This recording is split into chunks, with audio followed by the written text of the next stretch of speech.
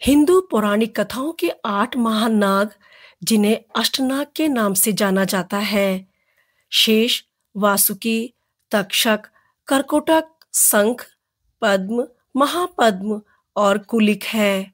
ये शक्तिशाली सर्पाकार प्राणी हिंदू महाकाव्य और धर्म ग्रंथों में महत्वपूर्ण पात्र है, जो अक्सर महत्वपूर्ण भूमिका निभाते हैं, जैसे भगवान शिव के गले में लिपटे रहना, भगवान विष्णु के विश्राम स्थल के रूप में कार्य करना, समुद्र मंथन जैसी घटनाओं में महत्वपूर्ण भूमिका निभाना। शेषनाग का जन्म ऋषि कश्यप और उनकी पत्नी कद्रु से हुआ। कश्यप ऋषि की 2 पत्नियां थी, विंता, जिनसे गरुड़ का जन्म हुआ, और कद्रु, जिनसे हजारों नागों का जन्म हुआ। इन नागों में सबसे श्रेष्ठ, शांत और धर्मपरायण पुत्र थे शेषनाग, इसलिए उन्हें अनंत, जिसका अंत नहीं, भी कहा जाता है। शेषनाग का नाम शेष क्यों पड़ा? पुराणों के अनुसार जब नागों की संख्या अत्यधिक बढ़ गई, तो वे अपने क्रोध और पापों के कारण धरती को परेशान करने लगे। तब शेषनाग ने इस अधर्म से तंग आकर पापमय संसार त्यागने का निश्चय किया। वे हिमालय जाकर कठोर तपस्या करने लगे। उनकी तपस्या से प्रसन्न होकर ब्रह्मा जी ने उन्हें वरदान दिया, हे शेष, अब तुम पृथ्वी को अपने फनों पर थामे रखो। जब तक यह सृष्टि रहेगी, तुम ही इसका आधार रहोगे। इस प्रकार वे, जो सृष्टि के अंत के बाद भी शेष रह जाते हैं, कहलाए शेषनाग। पुराणों के अनुसार पृथ्वी का भार असंतुलित हो जाने पर शेषनाग अपने हजारों फनों पर धरती को थामे रहते हैं। उनकी स्थिरता इतनी गहरी है कि जब वे श्वास लेते हैं तब भूकंप आता है, और जब वे स्थिर रहते हैं तब धरती शांत रहती है। इसलिए उन्हें धारण शक्ति का प्रतीक कहा गया है। सबसे प्रसिद्ध रूप में शेषनाग भगवान विष्णु की सैया बनते हैं।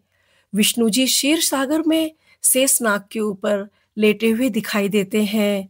उनके साथ लक्ष्मी जी विराजमान रहती है, और उनके चारों ओर अनंत आकाश फैला है। यह दृश्य शेषशायी विष्णु कहलाता है। यह ब्रह्मांड की सृष्टि, पालन और संहार के बीच का संतुलन का प्रतीक है। आध्यात्मिक अर्थ: विष्णु चेतना, लक्ष्मी ऊर्जा, शेषनाग स्थिरता, क्षीरसागर असीम संभावनाओं का ब्रह्मांड। शास्त्रों के अनुसार शेषनाग ने धर्म की रक्षा और विष्णु के कार्यों में सहायता के लिए कई अवतार लिए। लक्ष्मण त्रेता युग में भगवान राम के छोटे भाई के रूप में। राम स्वयं विष्णु थे, इसलिए लक्ष्मण शेषनाग का अवतार माने गए। बलराम द्वापर युग में भगवान कृष्ण के बड़े भाई के रूप में। कृष्ण विष्णु के अवतार थे, इसलिए बलराम पुनः शेष के रूप में आए। इस प्रकार शेषनाग ने हर युग में विष्णु के साथ रहकर धर्म की रक्षा की। शेषनाग का निवास पाताल लोक में बताया गया है, जिसे नागलोक कहा जाता है। वहां वे हजारों फनों वाले सर्प रूप में रहते हैं। उनके फनों पर अनगिनत रत्न जड़े हैं, जिनकी चमक से पूरा नागलोक प्रकाशित रहता है। वे वहां नागों के गुरु और रक्षक हैं। शेषनाग को योग और ध्यान का देवता भी कहा जाता है। उन्होंने वर्षों तक हिमालय में ध्यान किया और सृष्टि के रहस्यों को जाना। योग शास्त्र में अनंतासन नामक एक योग मुद्रा है, जो शेषनाग को समर्पित है। यह मुद्रा संतुलन और एकाग्रता का प्रतीक है। प्रमुख ग्रंथों में उल्लेख: महाभारत आदि पर्व में शेषनाग की तपस्या और धरती को धारण करने की कथा। विष्णु पुराण शेषनाग का वर्णन विष्णु के शयन स्थल के रूप में। भागवत पुराण विष्णु और लक्ष्मी के साथ शेषनाग का ब्रह्मांडीय रूप। रामायण लक्ष्मण के रूप में उनका पृथ्वी पर आगमन। योग में कहा गया है कि मनुष्य के भीतर भी एक शेष ऊर्जा है। वह है कुंडलिनी शक्ति, जो सर्प की तरह रीढ़ के नीचे सोई रहती है। जब साधक ध्यान द्वारा इस शक्ति को जागृत करता है तो वह परम चेतना विष्णु से एकाकार हो जाता है। इसलिए शेषनाग को आत्मा और चेतना के सेतु के रूप में देखा जाता है। वासुकी नाग हिंदू धर्म के सबसे प्रसिद्ध, शक्तिशाली और पवित्र नागों में से एक है। उनका उल्लेख महाभारत, भागवत पुराण, विष्णु पुराण, शिव पुराण और कई अन्य ग्रंथों में किया गया है। वे नागों के राजा, समुद्र मंथन के नायक और भगवान शिव के गले का हार के रूप में जाने जाते हैं। वासुकी नाग ऋषि कश्यप और उनकी पत्नी कद्रु के पुत्र थे। कश्यप की दो पत्नियां थीं, विंता जिनसे गरुड़ का जन्म हुआ, कद्रु जिनसे नागों का जन्म हुआ। इस प्रकार वासुकी गरुड़ के सौतेले भाई हैं। गरुड़ पक्षियों के राजा हैं और वासुकी नागों के राजा। इसलिए दोनों का बैर स्वाभाविक है। यह वासुकी की सबसे प्रसिद्ध कथा है। जब देवता और असुरों ने अमृत प्राप्त करने के लिए क्षीर सागर का मंथन करने का निर्णय लिया तो उन्हें एक ऐसी रस्सी की आवश्यकता थी जो विशाल पर्वत मंदराचल को पकड़ सके। तब भगवान विष्णु ने कहा, वासुकी नाग को रस्सी बनाओ, वही इस कार्य के योग्य हैं। वासुकी ने बिना अहंकार के यह कार्य स्वीकार किया। वे मंदराचल पर्वत के चारों ओर लिपट गए और देवताओं व असुरों ने मिलकर उन्हें खींचना शुरू किया। देवता पूंछ की ओर और असुर मुंह की ओर थे। जब असुरों ने मुंह की ओर खींचा तो वासुकी के मुख से विष निकला, जिससे असुर पीड़ित हो गए। यह वही विष था जिसे बाद में भगवान शिव ने अपने कंठ में धारण किया और वे नीलकंठ कहलाए। वासुकी भगवान शिव के अत्यंत प्रिय भक्त थे। समुद्र मंथन में अपने विष के कारण जब वे कष्ट में थे तो भगवान शिव ने उन्हें वरदान दिया, हे वासुकी, तुम मेरे गले का आभूषण बनोगे और सदा मेरे साथ रहोगे। तब से वासुकी हमेशा शिव के गले में लिपटे हुए दिखते हैं।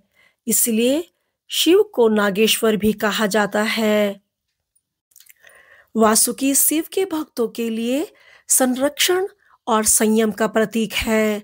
उनका विष विनाश नहीं बल्कि संयम और नियंत्रण की शक्ति दर्शाता है। वासुकी की अन्य प्रसिद्ध कथाएं। गरुड़ और वासुकी के बीच पुराना बैर था।